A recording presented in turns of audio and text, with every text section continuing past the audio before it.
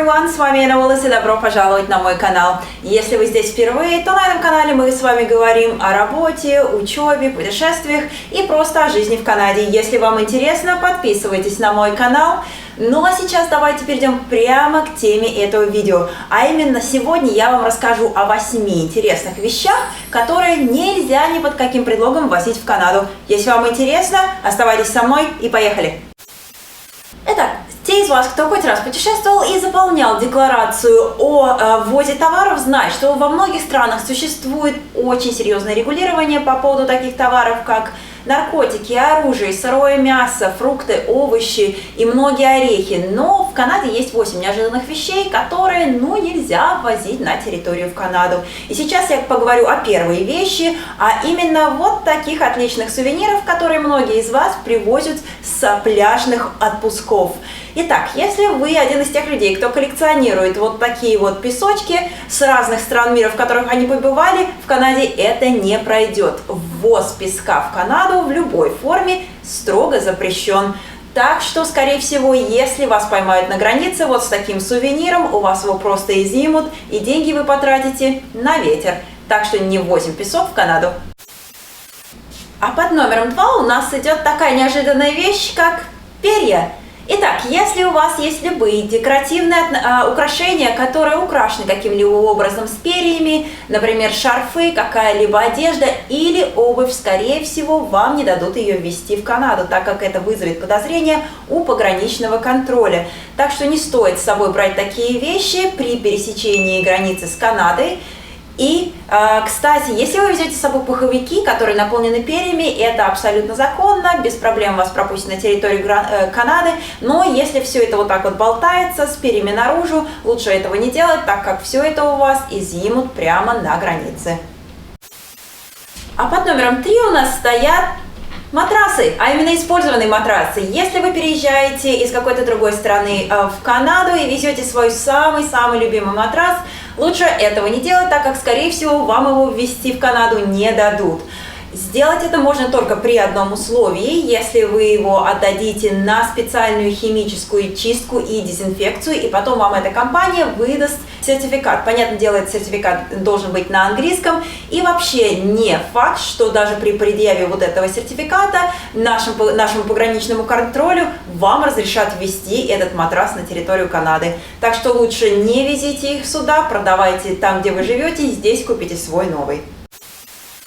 А под номером 4 у нас стоит то, что очень будет полезно знать молодым родителям. В Канаду ввоз всевозможных вот таких вот ходунков просто запрещен.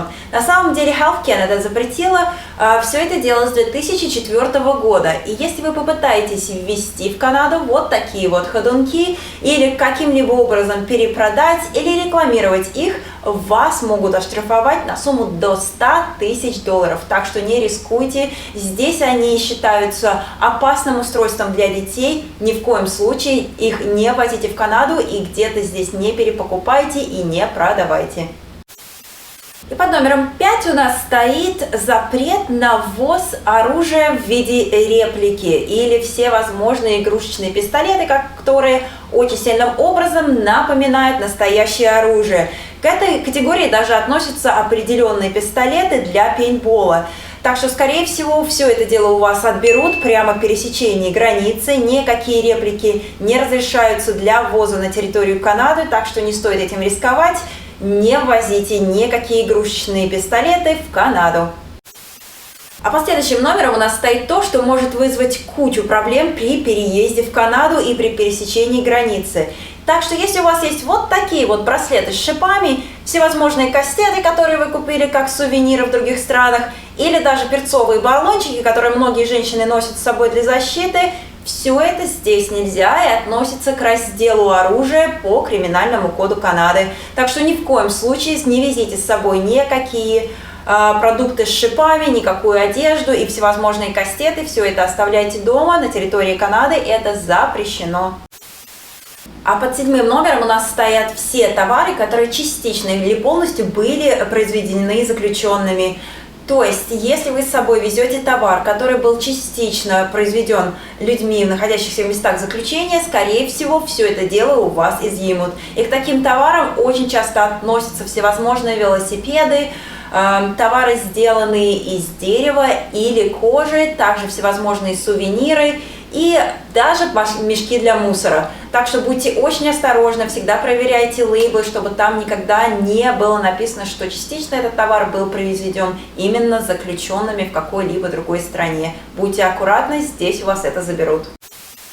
А под последним номером у нас стоит Нобелевский приз. И на самом деле Канада не имеет ничего против ваших выигрышев и ваших Нобелевских призов, но если вы попытаетесь ввести деньги в Канаду, и эта сумма больше 10 тысяч долларов, вам обязательно ее нужно задекларировать, так как вам, скорее всего, придется на всю эту сумму заплатить определенное количество налогов.